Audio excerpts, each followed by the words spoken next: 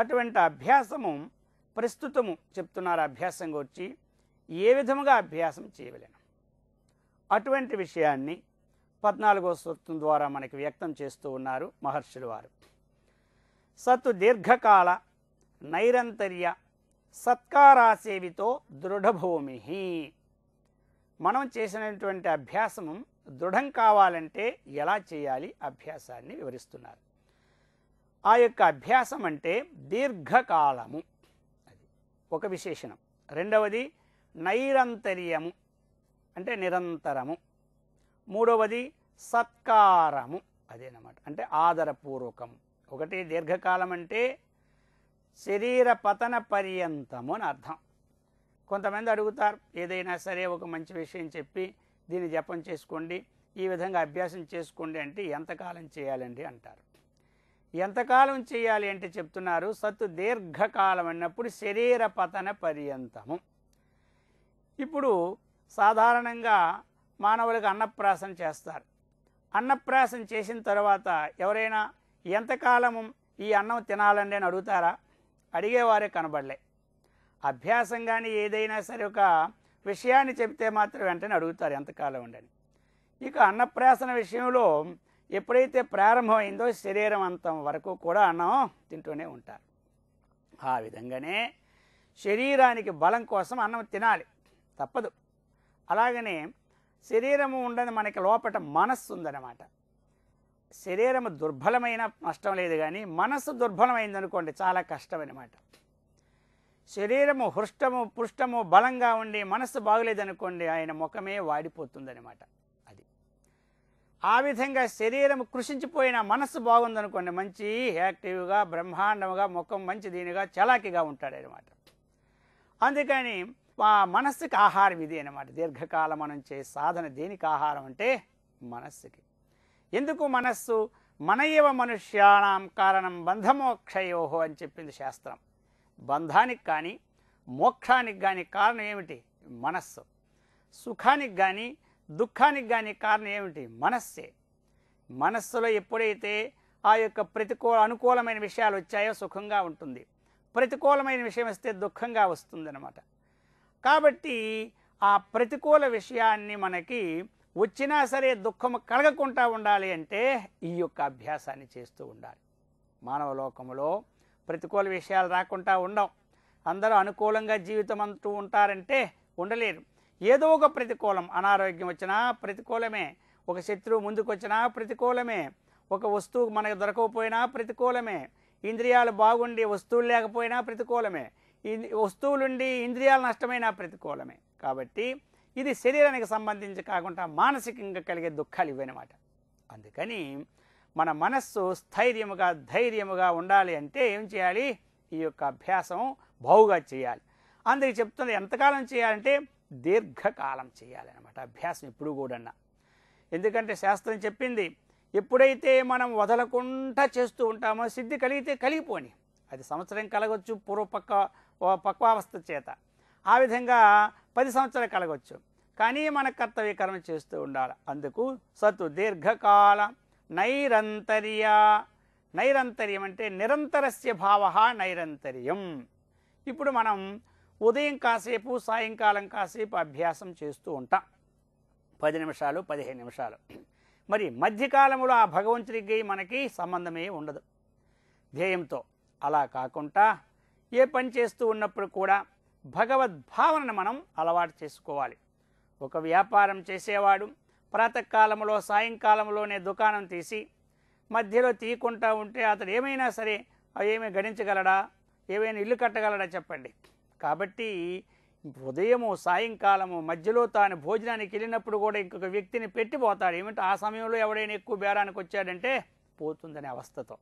ఆ విధముగా భగవన్నామ స్మరణ కానీ మనం చేసే సాధన కానీ అది నిరంతరము ఉన్నదంటే దృఢమవుతుందని చెప్తూ ఉన్నారు. ఆ విధముగా చెప్తున్నారు. ఇక సత్కారాసేవిత. సత్కారం అంటే ఆదరపూర్వకం ఉండాలి. చేసే పని యందు తప్పకుండా ఈ పని నాకు ఎవరైతే చెప్పారో వారందరూ కూడా ఈ పనిలో సిద్ధిని పొందారు, సుఖాన్ని పొందారు, నేను కూడా పొందుతాను అన్నటువంటి ఆదరభావం ఉండాలన్నమాట. ఆ విధంగానే ఎవరైతే ఆధ్యాత్మిక రంగంలో ఉన్నారో వారు కూడా ఆదరభావం, ఎవరైనా శాస్త్రం మంచి చెప్పినా, ఎవరైనా గురువులు వచ్చినా, ఎవరైనా సదాచార పురుషులు వచ్చినా వారి ఎందుకు కూడా ఆదరభావాన్ని చక్కగా ఉన్నప్పుడు తాను చేసినట్టు అభ్యాసం దృఢమవుతుందని మహర్షుల వారు చెప్తూ ఉన్నారు.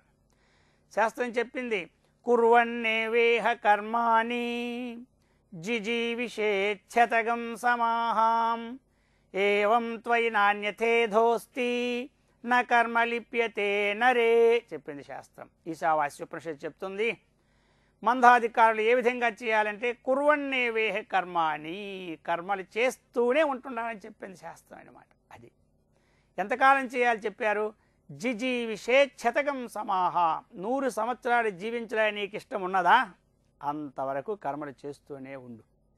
అలా చేసావంటే కర్మలు చేస్తూ భగవదర్పణ బుద్ధితో చేసుకుంటూ ఉంటే చెప్తున్నారు, నా కర్మ లిప్యతే నరే, ఆ కర్మల యొక్క బంధానికి నీవు కట్టుపడవు, అంటే కర్మ ఫలముల యొక్క బంధానికి కానీ కట్టుపడవని చెప్పింది.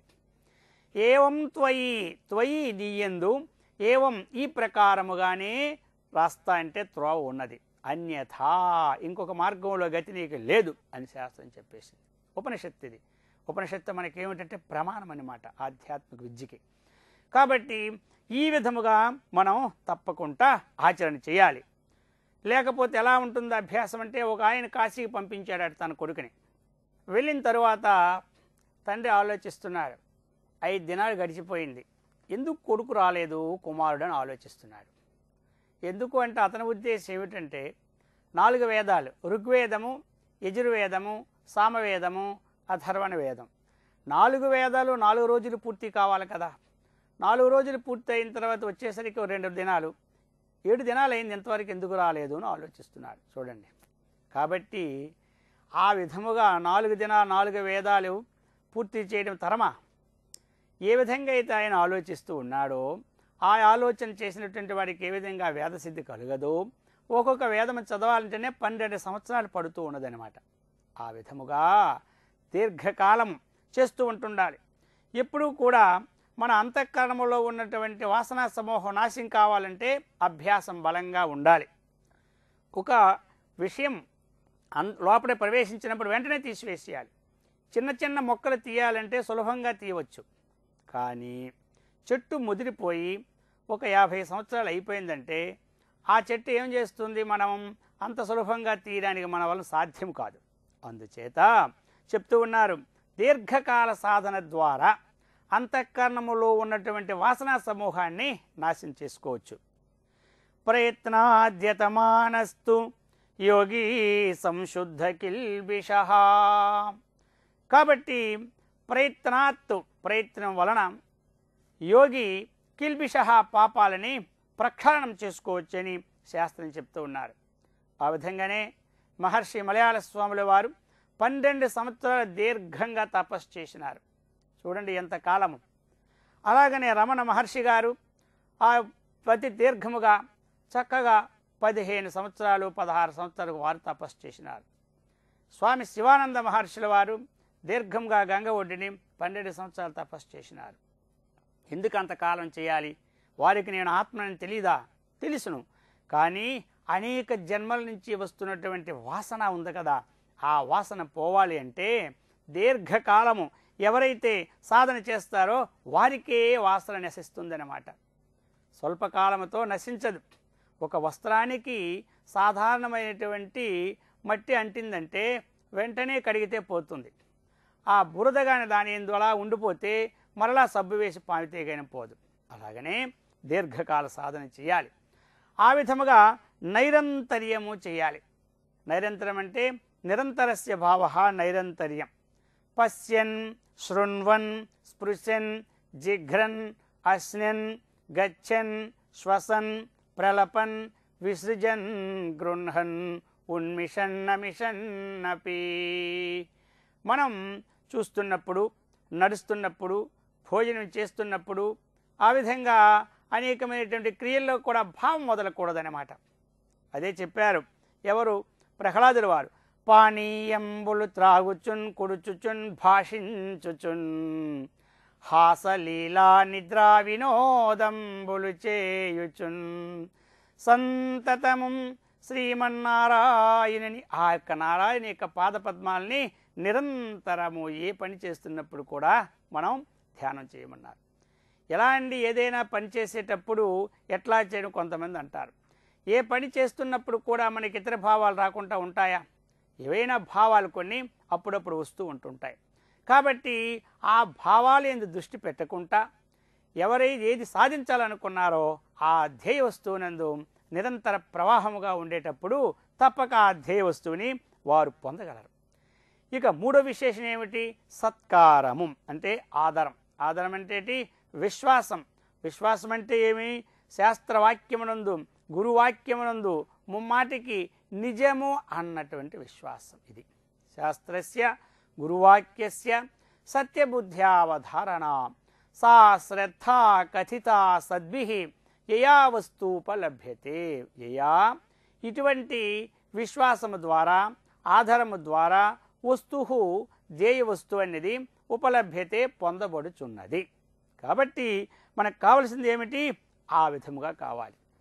ఎప్పుడైతే మనకు విశ్వాసం ఉన్నదో ఆ విశ్వాసము మానవుని ఊర్ధ్వలోకమునికి గొనిపోవును, అవిశ్వాసము అధోలోకమునికి గొనిపోవునని మహర్షి మలయాళ స్వాముల వారు లోకానికి ఒక సూక్తిని అందించారు. ఏ విధముగా విశ్వాసం ఎవరికైతే ఉందో వాడు ఊర్ధ్వలోకానికి పోతాడు. ఊర్ధ్వలోకం అంటే ఏమిటి? యతో వా ఇమాని భూతాని జాయంతే ఏన జాతాని జీవంతి యత్ ప్రయత్యభిసంవిశంతేతి తజ్జిజ్ఞాసస్వ తత్ బ్రహ్మ. ఊర్ధ్వలోకం అంటే ఇంకో మళ్ళీ వచ్చే లోకం కాదు. ఊర్ధ్వలోకం అనగా ఎక్కడి నుంచి ఈ జీవుడు ఉత్పన్నమైనవో, దేని నుండి ఈ జీవులను అభివృద్ధి పొందుచున్నావో, దేనిలో పునః లయముగుచున్నావో అది స్థానం. దానినే బ్రహ్మ, దానినే తెలుసుకును అని చెప్పారు. ఆ విషయాన్ని చక్కగా ఇతడు అవగాహన చేసుకుంటాడనమాట. అలా లేకపోతే ఏమవుతుంది? మనకి ఎప్పుడైతే లేదో ఆ గతిని పొందలేం. అందుకని అటువంటి ఈ నైరంతర్యాన్ని దీర్ఘకాలాన్ని ఆ సేవనాన్ని మనకు తగినటువంటి భక్తిని శక్తిని ఇచ్చి మహర్షులు వారు రక్షించుదురుగాక.